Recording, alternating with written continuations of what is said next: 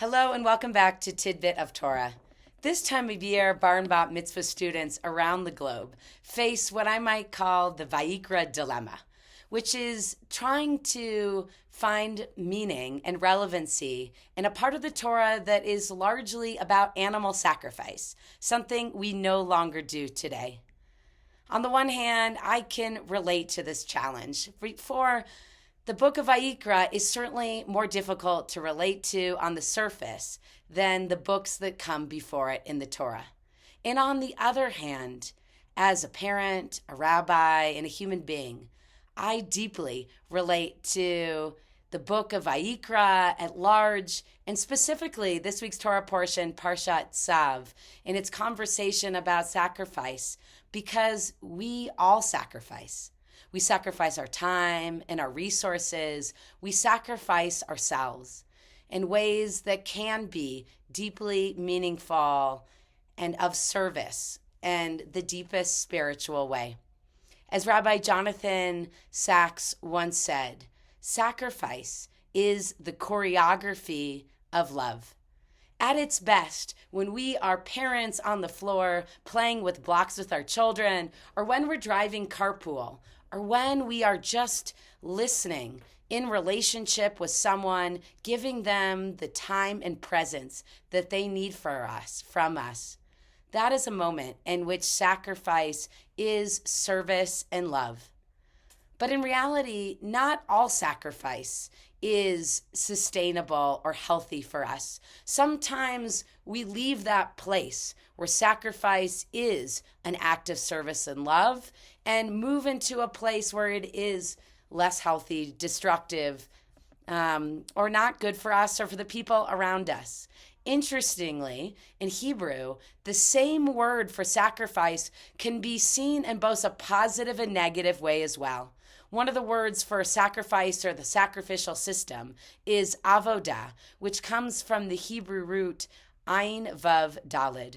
Avodah means service. It also means work. And it even means prayer, the name for the new innovative system that the rabbis took on to replace sacrifice once the temple was destroyed. And so avodah is that kind of sacrifice as service and love that is meaningful, elevates us, and enriches our lives.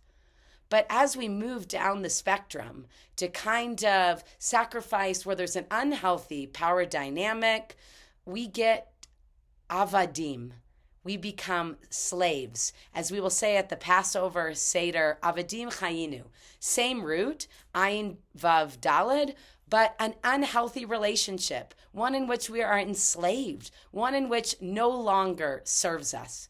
And as we move at the other end of the spectrum, if avodah is in the middle and avadim is at one end, if we move past the healthy central place to the other end of the spectrum, where self-sacrifice leads to martyrdom, or eventually avodah zarah, which is idolatry in Hebrew, we enter a place where we are giving up so much of ourselves that we risk our lives, we risk our values, we risk our relationship. That kind of self-sacrifice is destructive, unsustainable, unhealthy.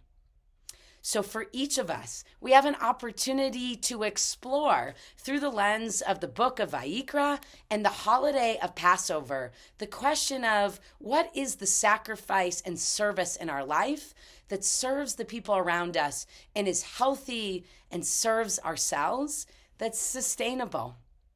I once had a moment as a child where my mom made me toast for breakfast, and she burnt the toast to a crisp. But rather than throwing it away, I noticed that she was eating the burnt toast. And so naturally, as a child, I asked her, Mom, why don't you just toss that toast or put it in the compost and make new toast for yourself and for me? Why are you eating it? And she said, Sarah, you know why? Because I like it this way. I've always liked toast as a burnt offering. And to this day, my mom likes her toast done more than anyone else I know, to the point that it no longer really resembles bread. But I learned from this moment as a child and now as a parent that it is really only each one of us that can determine what kind of sacrifices we make for our kids, for our families, for our communities are healthy, are joyful, are sustainable, and what are the sacrifices that, on the other hand, drain us or aren't sustainable, or what are the relationships of service that enslave us.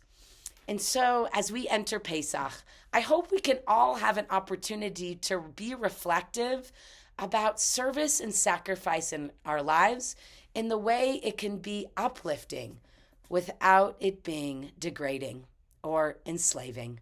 Shabbat Shalom and Chag Kasher V'Sameach. Happy Passover to you and your family.